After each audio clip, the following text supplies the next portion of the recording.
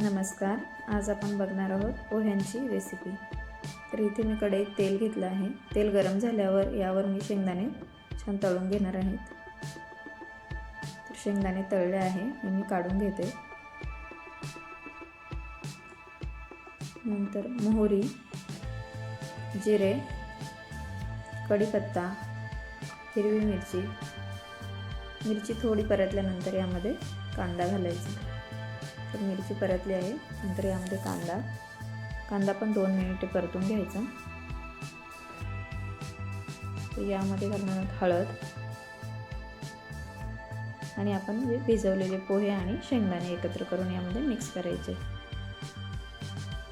पोहे मऊ होण्यासाठी पोहे खूप लवकर भिजवायचे नाही. इथे चवीनुसार मीठ घातलं आणि ज्यावेळेस आपण साहित्य करतो त्यानंतर पोहे भिजवायचे, म्हणजे पोहे छान मऊ होतात.